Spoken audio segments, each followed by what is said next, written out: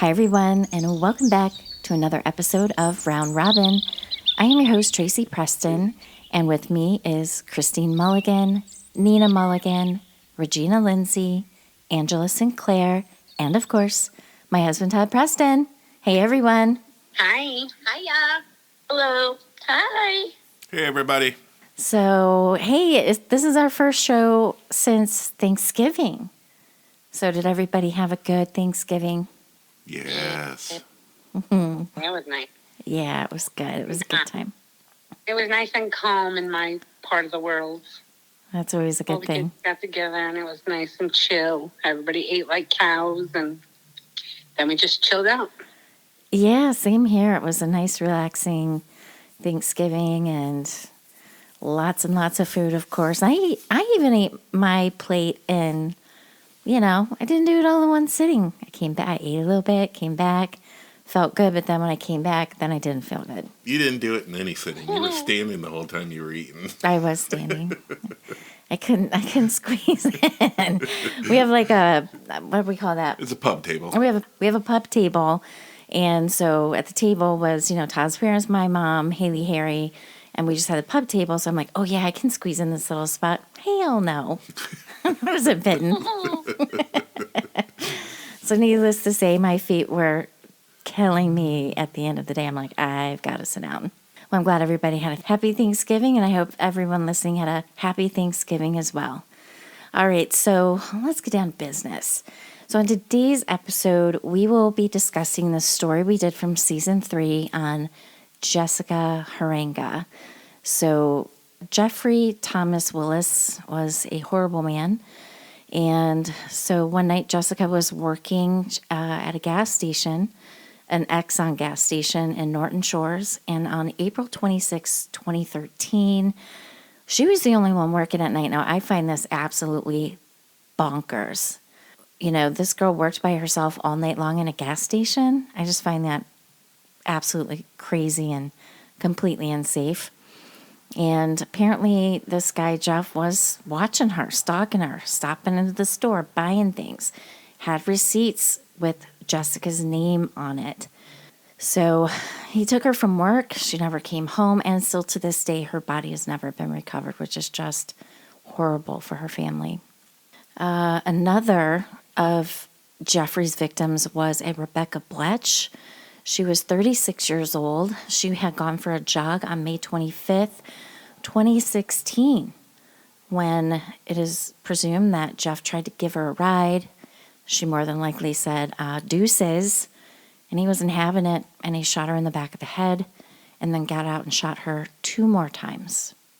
And then there was another girl who had gone to a party. She was a 16-year-old girl, didn't take her cell phone, which is hard to even believe, but right, she was at a party all night, got up the next morning, and she had to actually walk home. She didn't have a ride, she didn't have a phone, and here comes Jeff trying to pick her up. She did take the ride, and he said he had a phone, started driving, and then when she asked for the phone, he's like, yeah, no, my phone's dead. And instead pulled out a gun, and at that moment, thank God for her, she jumped out of the car, tucked and rolled it, and started hauling ass down the street. And as he was at the back of the van now pointing that quote-unquote fake gun, he was saying, oh, it wasn't real. Meanwhile, he's trying to fire, and it's misfiring. So he's ejecting, what do you call them, casings? They're not casings, bullets, rounds. Yep. Right, so, and it is this young girl, Madison Nygaard, who, thank God she got away, because if it wasn't for her, I don't think he'd be caught until he messed up again down the road. And then of course there'd be another victim. So also one of the other good things that came out of this horrible crime was the family of Rebecca Bletch. They were the ones who were able to get a law passed called the Rebecca Bletch Law. And that's the law that makes convicted people, predators, what do I want to call them? That's not the word I want. Sexual offenders. Criminals. No, yeah, there's, right. So once someone has been convicted, right, that they have to listen to the impact statement. So if you guys remember when this happened, when it was time for impact statements, he's asking the judge, like, do I have to be here? Can I skedaddle? Because I don't really want to listen to this. And he's like, yeah, there's nothing that says that you have to stay here. Well, Rebecca's family wasn't having that, and we can thank them for it. They had this law passed in, it was March 9th, 2018, that the bill passed the Michigan House of Representatives. That requires the convicted defendant, that's the word I was looking for, to listen to the victim impact statements.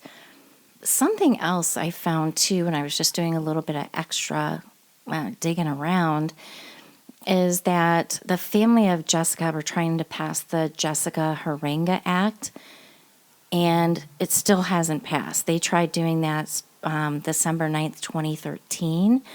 And this bill would require gas stations and convenience stores that are open between the hours of 11 and 5 a.m.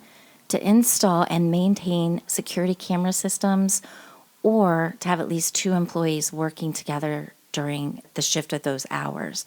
And I still just can't even believe that didn't get passed. And it seems like the reason why is because, the owners of these types of places were complaining of the cost. It can't be that much. It can't be that much. Please. So anyway, that was just a super quick recap of the horrible crimes that Jeffrey Thomas Willis committed. And I'll bet there's more that we just haven't heard about, or people haven't found. In fact, I found there was a 15-year-old girl that lived in Fruitport, Michigan, who attended high school there. And he is a suspect in her murder. Now, this is the first time I've ever seen anything like this. I was like, oh, wait, hold on. What is this?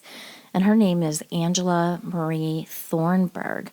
And her body was found partially clothed and found by a hunter on October 17th, 1996. So the first one that we know of was Jessica, and that was in 2013. And also I found out that Jeffrey used to work at the high school in Freeport for only about a year between 1998 and 1999. But he got fired because he was using computers for the kids to look at porn. So, classy. Real winner. Yep. Well, I just want to mention, you did say about how, she was the only one in the gas station. I find that, of course, as a feminist, I'm going to say it's not the fact that it was a single employee as a girl that was there. That's not the problem. The problem is that there's a single person there at all. And I don't understand why they're having a hard time forcing companies to do that. Like, I would imagine that would go along with all the other safety OSHA kind of rules that we have in place for workplaces. Like, to provide a safe work environment, how is it safe for any one person to be in any facility for 8 to 10 hours by themselves? Like, what if she slipped and fell? Who's there to call for help? Right. Not for the malice kind of stuff. For everyday working conditions. I find that hard to believe that that's not a safety issue. Exactly, and especially, right, in those hours of the night. You have just strangers coming in all hours of the night. And Todd and I actually watched some crime show where it was a man that was working by himself. Remember that woman that came in and, like, she had been in the store earlier, like, she had it all. She was going to kill this guy and rob the store, specifically because he was working alone. And that's what she did. She went into that's what it was. She went into the bathroom, got changed, walked in with a hoodie, got changed, had the hoodie still over, and she brutally murdered this guy. Yeah, and then they had a security camera, and while she was killing him, she even knelt down to whisper something into his ear, which was quite chilling to see. Yeah, that's true. I mean, and they luckily did have video cameras. So I agree. It's not right for someone to be working alone in a place that people can just walk right on in. And, and if you're not, and I don't even think they have these now in gas stations or convenience stores where these people, like, there might be a nice big thick piece of plexiglass up front, but it's not like they're locked in. Right. Like, if I was going to work there, I'm like, no. I want 4 walls, 2-inch thick bulletproof glass, a deadbolt lock, all that. That's the only way I do it. And red emergency buttons everywhere. The easy alarm button. Bam! Absolutely. Yeah, unfortunately, I don't think it's all that uncommon. I mean, especially here in Texas. And Christine and Tracy, you know that the vascular center that I was working in is not in a great part of town. And there in the last year, in that just the gas station across the highway from the center, literally half a block away, there have been 3 murders there in the last year. And always in the wee hours of the morning, like 3-4 o'clock in the morning, there was the gas station attendant was murdered during a robbery. There was a taco truck that was parked in the parking lot, and that employee that was there alone was robbed and murdered. And then there was a woman that was shot and killed there while getting gas in the middle of the night. So, yeah, you would think that, I don't know, during a robbery, if having 2 people in the store would make that huge of a difference, but there is a little bit more safety in numbers. At least maybe one of them could manage to call 911, or maybe it would be more of a deterrent, I guess. But yeah, it's really scary to me, the idea of someone working overnight in that kind of a situation where people, again, are just walking in and out and have easy access. It does make it definitely easier for them to be victims. Yeah, agreed. And those hours, those are the witching hours. Nothing good is going to happen at that time of night. Nothing. The other thing that I saw, so if you guys remember I want to back up a sec. I can't remember the name of the woman, but she was like the owner or co-owner or something. But around the time that this happened, and I bet this woman and her husband just felt horrible, but they were out on a motorcycle ride. They knew, of course, Jessica was working alone. Going by there, now this woman knew that there were no scheduled deliveries to be happening, and she kind of saw Jeffrey, in my opinion, right? He pulled around to the back, and so they pulled over across the street. And I can't for the life of me understand why, if you were concerned for a minute, you knew this girl was alone, and you see this van, this minivan pull up behind in the back of the store, and you're just going to sit across the street and wait. Then she said and she told police that, a few minutes later, they saw the back of the van open up, looked like he put something in it, closed the van, and left. They were like, oh, okay, everything's cool. Right. Like, what in the hell? You could have saved this girl and these other girls at that point. Yeah, their excuse was that they thought that she was stealing from the store. But if you're managing the store, then why do you not march your ass in there and find out what the hell's going on instead of ignoring it and driving off? Yeah. Or right, how about, okay, they're gone, let's go look. I mean, you're with your husband. The 2 of you couldn't pull in back there? Like, what are you so scared of? Right. That really drove me nuts. Or at least call the store, right? Right. Call the store number and say, hey, is everything okay? Mm-hmm. If an employee is stealing, at least maybe that's enough of a deterrent for them to be like, oh, shit, somebody was watching. They saw a small smear of blood there. And, so I'm thinking, what did this guy do? Did he, just punch her and knock her out and throw her in the van? I mean, she was just kind of a little thing, and Jeffrey at the time was kind of a big dude, meaning he was a little bit on the tall side. Did they determine it was her blood then? The smear? Yes. Yeah. Right. So, and then also the cousin of Jeff, Kevin Blum.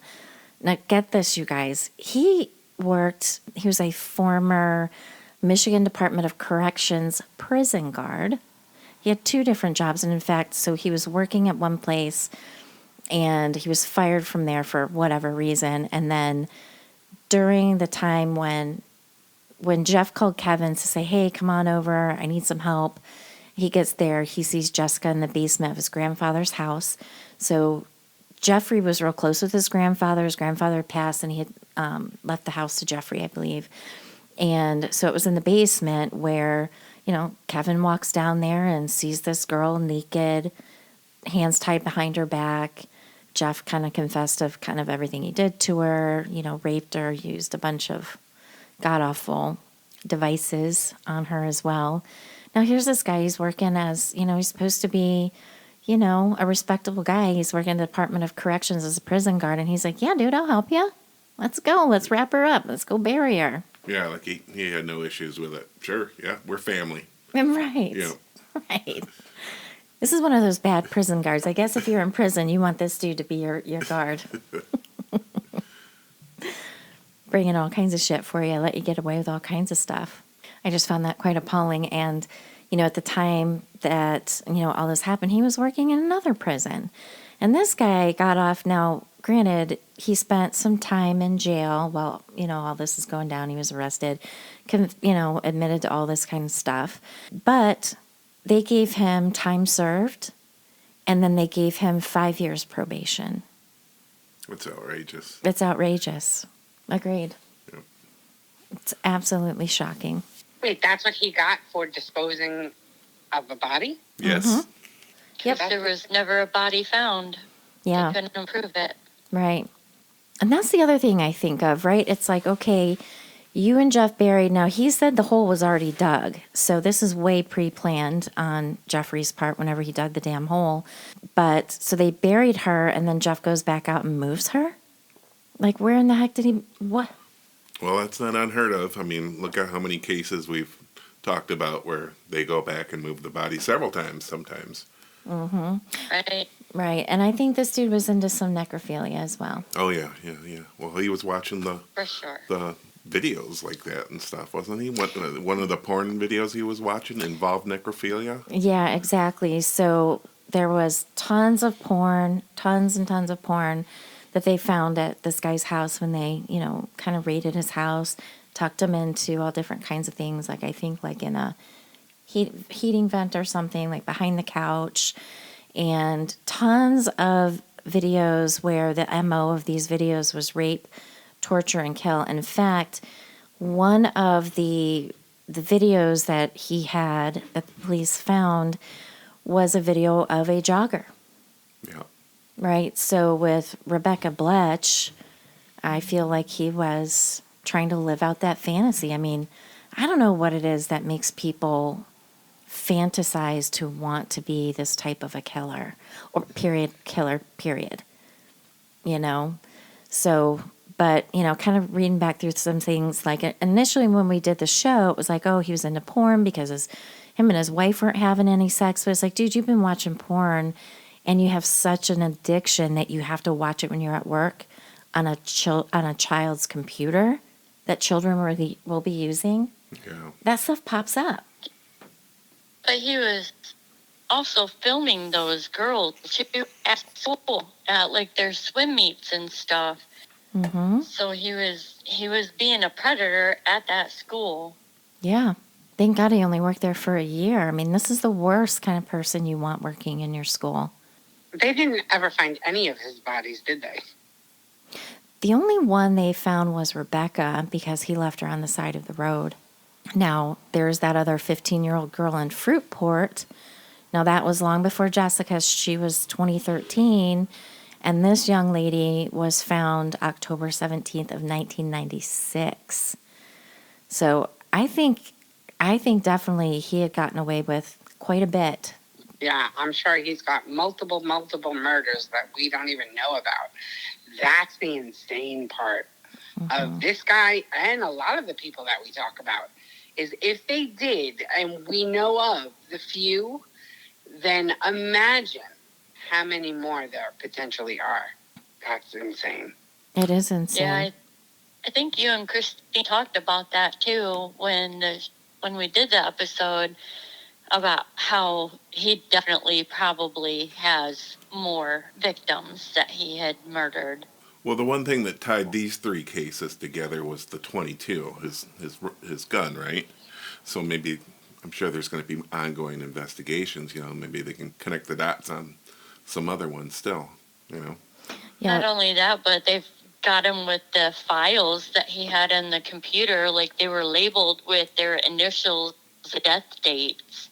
And then there were pictures on there of them and other girls that looked like them.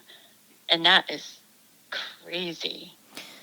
Right, and what a good point. Thank you for bringing that up, Angela, because I forgot about that, because that is exactly what we said in the show, was that they were girls that looked like these girls.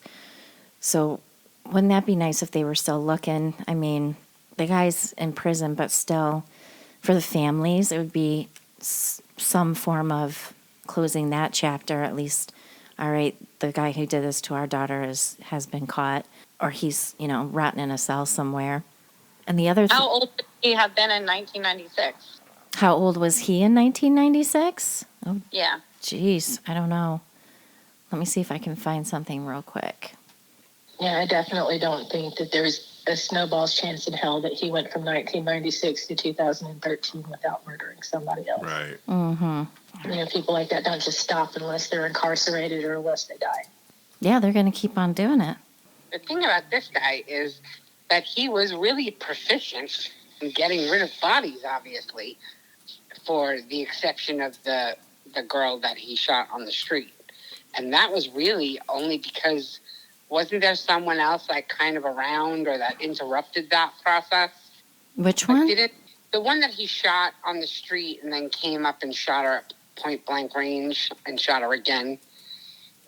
Didn't someone else pull up or didn't someone else interrupt that? No, what happened is he got away with that shit scot-free. What you're thinking about is the couple that were driving on the road. They thought it was a dead animal in the road, like maybe a dog or something. And when they got a little bit closer, they were like, holy shit, this is a person, and they're hurt really bad. And so they called 911, and the woman was a nurse. And then, once they saw, like, oh my gosh, like, we've got some serious head trauma, she was checking for pulse and all that kind of stuff. And they're like, you got to flip this girl over and do chest compressions. And she was kind of like, I don't want to do it because we've got some serious head injury. Initially, they thought that this girl got hit by a car, but then on the side of the road were neatly piled her glasses and her, I don't know if it was a Walkman, or at that time, I think Walkmans were still kind of big, no? In the 90s? Wait, that was 2014. Yeah. So whatever it was she was listening to, her earbuds, all that were on the side of the road. So no, nobody had seen anything. It was perfect timing for him. He was born in 1970. Oh, God, he's my age. So, okay. So what was your question in 1996? You want to know how old he was? Yeah, how old was he in 26. There we go. 26 years old. Yeah, I find it weird that he would wait that long in between times. And but the gun, so that's kind of weird. Unless the gun belonged to somebody else before him. So I just came across this. So the retired Norton Shores Police Department, he was the lead detective on this case. Now, this was back in 23, so I'm assuming they still haven't found her, right? But he thinks that she is out in Manistee, buried out in the National Forest somewhere, because Jeffrey would go out there frequently to go hunting and stuff. Now, that's a vast area of land. So it would practically be impractical to find anything out there. But one of the things that kind of tipped him off that would probably be the case, because Jeff was taking time off on several occasions when it wasn't hunting season, probably to revisit or to rebury and move her. Oh, my God. Yeah. That makes sense because they found the other girl in a wooded area, correct? Like it was a hunter out there. Yes. The one that you just read about? Yep. That would make sense then. Mm-hmm. One of the things that got my blood boiling, because I was watching, I love Court TV, I can find so much stuff on there, is that, of course, when he was able to leave, as he's walking out, he's about through, the doorway there, and he turns around and looks at the families and blew him a kiss. I felt like I was going to come out of my Oh, skin. yeah. I just can't even believe it. It's like, what a jerk. What a jerk. Pure evil. Mm-hmm. Yeah. That's one of the really sad things about, I mean, the really heartbreaking things about it is Jessica's family is still holding on to hope that she's still alive because her body hasn't been found. And at some point, it's bound to happen. You're going to come to the realization and deal with it. But who's to say when that point is? Yeah, when do you ever let go as a parent, right? Yeah. You never want to let go. And Christine and I talked about that in the show. It's like, I'm still going to hold on to hope until I got a body, but it's like, I don't know. And I said this in the show as well. It's like this girl would come home if she could, right? Right. She had a 3-year-old son. Yep.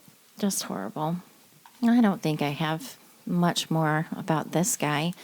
But, we did drop a new show today, Officer Maraska, right? And so that was written by my neighbor, Rebecca.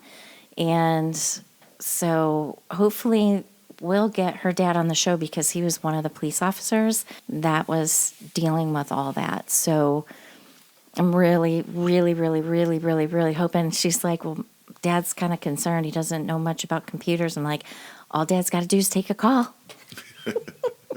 Yep. We'll handle the rest. So I'll keep you guys posted. It won't be until season 5, which is a hop, skip, and a jump around the corner. But I'll definitely let you guys know because we definitely want to have some questions ready for this man. So that'd be cool. And we have another announcement to make, don't we, hon? We sure do. You want to take it away? Yeah, so we're going to start a new segment. It's going to be on Fridays, and it's going to be called F-Bomb. And the reason why it's going to be called F-Bomb is because it's going to be about folklore, fiction, fables, and frights, all stories based in Michigan. And just to give you a couple clues, there's some Bigfoot stories and ghost stories and stuff like that. So it's going to be cool. It's going to be fun. It's going to be That's awesome. yeah. So Todd and I are going to do that on Fridays. It's not going to be like an hour-long show. It might be a 20-minute show, 30-minute show here and there, but something Todd's been wanting to do, and a lot of people like that kind of stuff. So I'm like, yeah, let's do it. Yeah, I've got a fan that I see from time to time. And I kind of talked it over with him, and he's like, "Oh man, I can't wait. You got to let me know." Yep. Yep. Yep. So that's actually going to start, let's see. That first show is going to be December 20th.